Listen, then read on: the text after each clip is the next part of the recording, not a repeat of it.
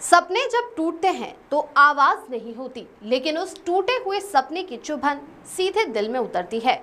आज मीरगंज के अनुबिश ITI college में एक ऐसा ही सपना बिखर गया।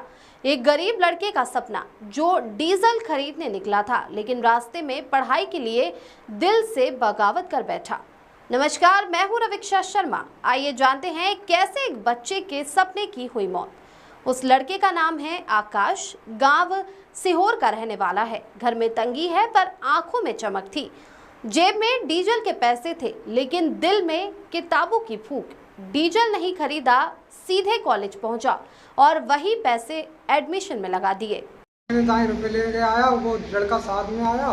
उसने कहा एडमिशन कराना है तुझे तो चल। तो मैं एडमिशन कराने आया उसका। मैं अपना एडमिशन कराने आया तो उसने एडमिशन कल करा दिया। मैंने कहा पापा मना कर रहा है। मैंने कहा सब पैसे वापस कर दो। तो उसने पैसे वापस नहीं करे, बोले अपनी किडनी बेचो, क्या कुछ करो, फीस जमा करो। फिर मैंने फीस जमा न करी। फिर उन्होंने धक्का मार के निकाला कमरे से और झापड़ मारते हुए लाए, में थप्पड़ मारते हुए लाए। शाम को जब घर लौटा तो परिजनों ने डांटा। बोले अभी पेट भरने के लाले पड़े हैं बेटा, पढ़ाई बाद में करना। और फिर रात भर आकाश करवटें बदलता रहा। सुबह फिर वही आंखें सपनों से भरी थी, लेकिन आज जुबां पर एक ही बात थी, सर प्लीज मेरी फीस लौटा दीजिए। घर में कोई खुशी नहीं, भूख है, गरीबी है, लेकिन सामने जो खड़ा था वो शायद इंसान नहीं था।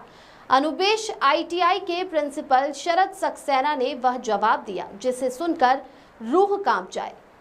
जा पहले अपनी माँ की किडनी बेच, माँ की या बाप की, फिर फीस जमा कर देना। ये वही जुबान थी जिसे एक शिक्षक की नहीं, किसी कसाई की कहा जाए तो कम नहीं होगा। आकाश स्तब्ध रह गया, आंखों में आंसू आ गए। लेकिन कहानी यहीं खत्म नहीं हुई। जब उसने फिर विनती की तो उसे धक्के देकर कॉलेज से बाहर निकाल दिया गया। टूटे सपनों और गालियों के बीच उसने कांपते हाथों से 112 पर कॉल किया। पुलिस आई, मगर तब तक आकाश का आत्मसम्मान कुचल दिया गया था। साक्षी का पन्ना करता है एक सवाल, क्या गरीब बच्चों के लिए शिक्षा अब भी सपना है? क्या अब भी किताबों से ज्यादा जरूरी है पेट? क्या अब भी कोई बेटा अपनी माँ की किडनी बेचने की बात सुनेगा सिर्फ इसीलिए कि वो पढ़ना चाहता है? सरकार से नहीं, समाज से सवाल है, क्या अब भी हम चुप रहेंगे? क्या अब भी हम ऐसे शिक्षकों को गुरु कहेंगे? उस दिन डीजल नहीं खरीदा था आकाश ने।